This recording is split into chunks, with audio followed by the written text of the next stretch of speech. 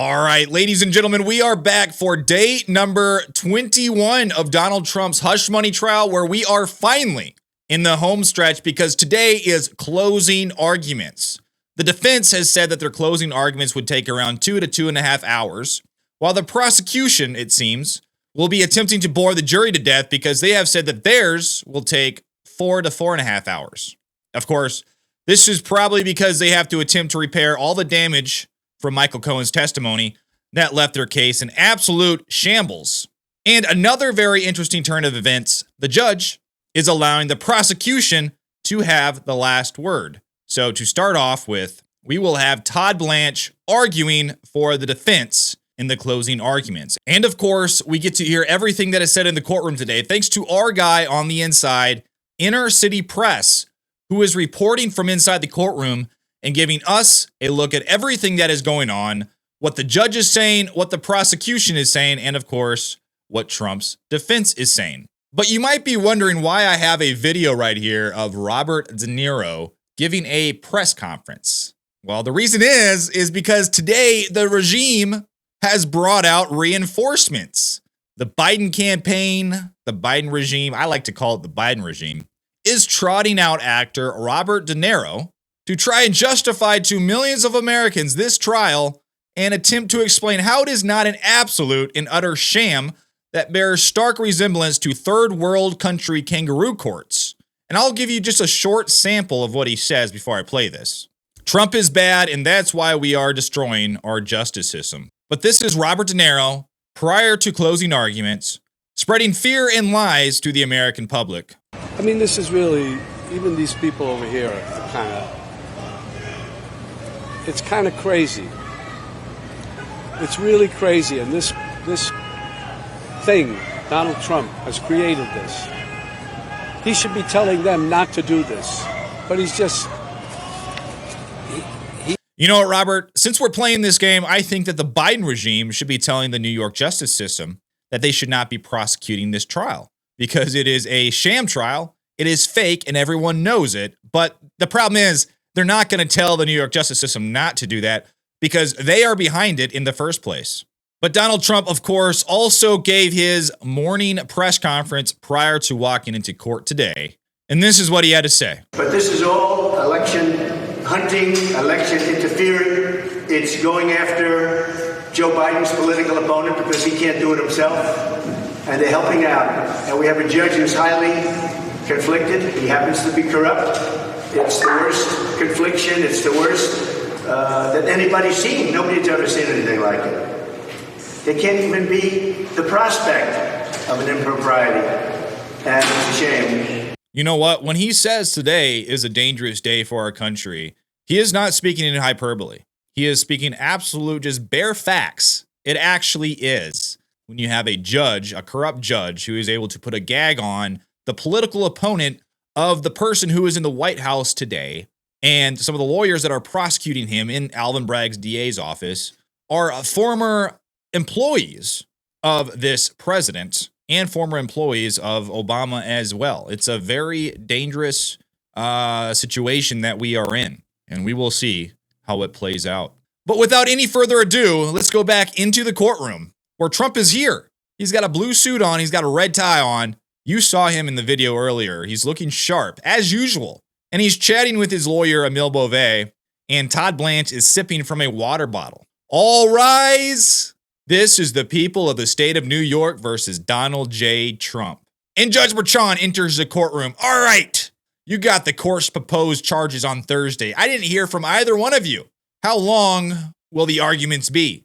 And Todd Blanche says, our arguments will be about 2 to 2.5 hours. And the prosecution says, we'll have to be somewhat responsive. So 4 to 4.5 hours. And Judge Bertrand says, all right, we'll see if we can get it all in today if the jurors can stay late.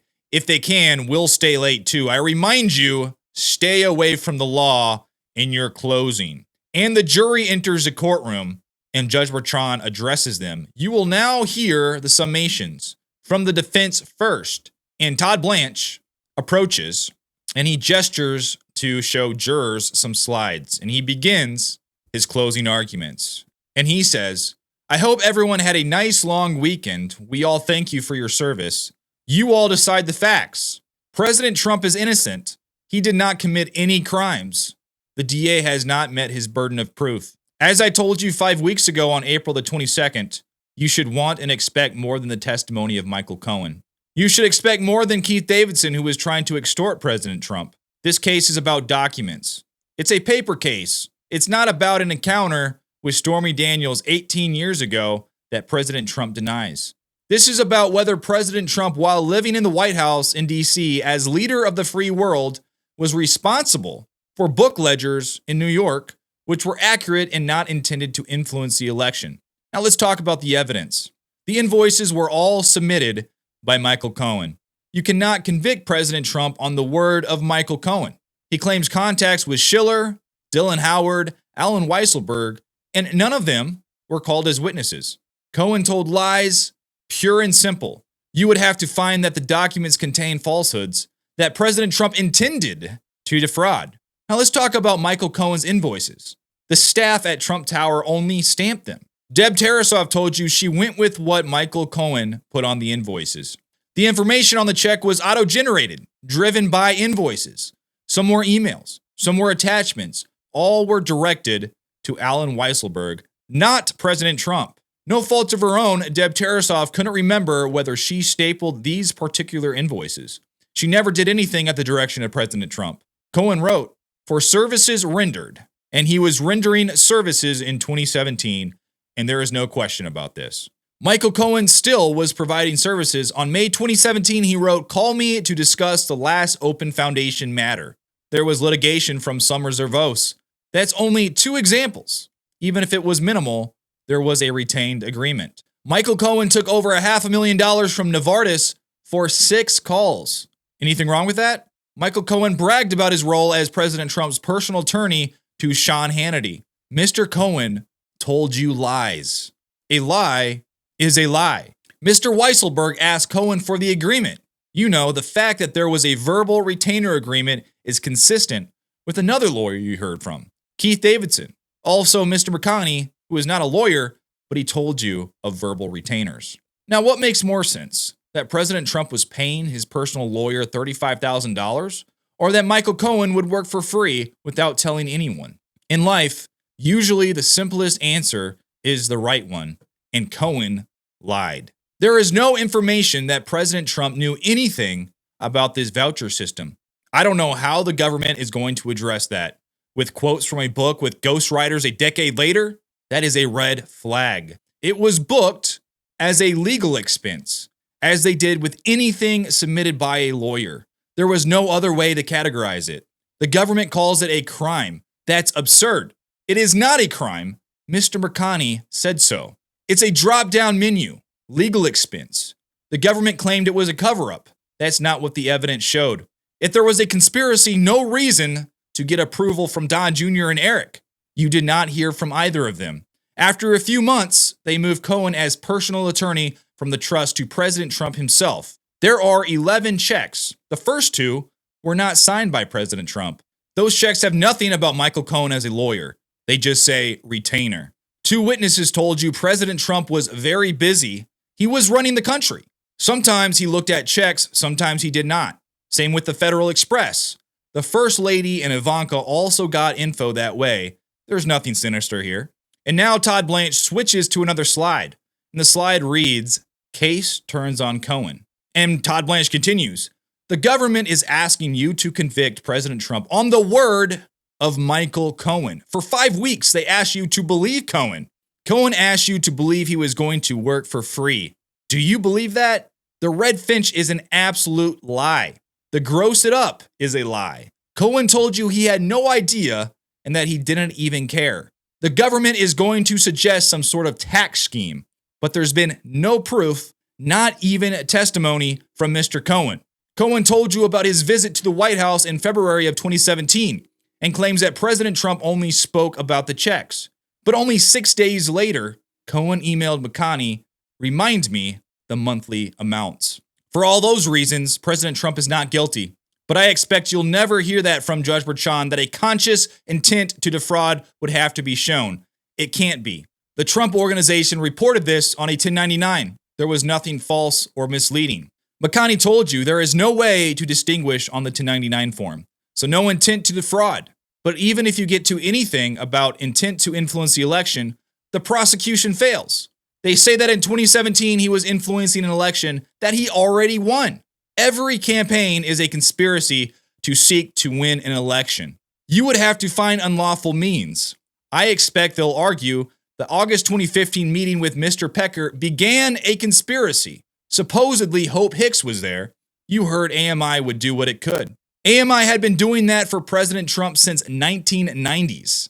They purchased stories for Tiger Woods and Mark Wahlberg. Many politicians work with the media to promote their image. And then he flips to a slide that says AMI standard operating procedure. And Todd Blanche says, ladies and gentlemen, this is not a crime. Mr. Pecker told you he did it for Arnold Schwarzenegger. No charges were brought. He did it for Rahm Emanuel in an Illinois election. No claims that laws were broken. That's why, and the prosecution says objection, and Judge Bertrand says sustained. Now Blanche continues, Mr. Pecker suppressed a story for President Trump in 1988. 1988. It had been going on for years. It was good business for AMI. August 2015 was just a general discussion. And then he flips to a slide that says, no election influence, and the Ted Cruz and other stories. And Blanche continues, at the August 2015 meeting, they didn't discuss any catch and kill or any financial arrangement. Anyway, there is nothing abnormal about catching and killing a story. Mr. Pecker told you he only published half of the stories he bought. Now let's talk about Dino Sujadin, the doorman. The love child story was entirely false. Pecker said if true, he would have published it. Doesn't sound like a catch and kill, does it? He only talked with Mr. Cohen about it. So what kind of catch and kill conspiracy is that? Pecker was going to publish if it had been true. Cohen admitted he had been following the trial. That's why he said again and again that he wanted the quote-unquote credit. McDougal, no Trump money paid. Miss McDougal did not want her story to come out, so not a catch and kill situation. A friend had forced her to hand over and publicize her allegations. The government has alleged a conspiracy to influence the election, but she didn't want it out. Mr. Pecker told you he spoke with a lawyer. Objection! Sustained. Mr. Pecker has an immunity agreement with the prosecutors. AMI's deal is probative of nothing. Objection! Sustained. Mr. Pecker told you he was at an investor meeting in New Jersey with Chatham Asset Management, and that President Trump said, I don't buy stories. But Cohen claims President Trump said, no problem, I will take care of it. That's a big difference. Mr. Cohen is lying, including about a lunch. But Mr. Pecker never mentioned it. There are no receipts, but key meetings are remembered with clarity by Mr. Cohen from 2016. What about the recording to President Trump? A lawyer doing this? Mr. Cohen said he recorded in order to play it for Mr. Pecker, but he never played it for Mr. Pecker. And although Ronna Graff was supposedly there, they didn't ask her any questions about it, including about why it was cut off. On the recording, you hear someone say check as the beginning of the sentence. It's clearly the beginning of a sentence we will never know. At the end, it's Dawn or Dawn, D-A-W-N. It's not clear. It's not in the transcript.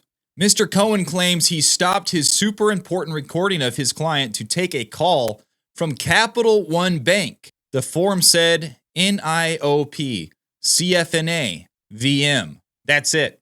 It went to voicemail. Quote, call forwarded, no answer. He lied when he said he answered it. And Stormy Daniels, she denied the incident took place. It was published in 2011. So how could this issue have influenced the election? What happened here? There were people who wanted to extort money from President Trump, Ms. Rodriguez, Mr. Davidson. Michael Cohen paid on his own because he was worried about his future. The only person who says President Trump knew is Michael Cohen. And you cannot believe the word of Michael Cohen. Dylan Howard conspired with Stormy Daniels and Gina Rodriguez to get money from President Trump. You never heard from Howard or Rodriguez. And Davidson? You heard of his plot to extort Hulk Hogan. Davidson worked with a sex tape broker. Mr. Davidson did this to others. Lindsay Lohan, Charlie Sheen. Here's the tape. After the election, we lose all effing leverage. So settle this effing case now. What you have here, objection. Sustained. Judge Bertrand says, all right, let's take a break. And we're back. And Todd Blanche continues his closing arguments. And he says, I have about a half an hour left. And Judge Bertrand says, the jurors say they can work late. We might have to take a snack break. And the juror enters.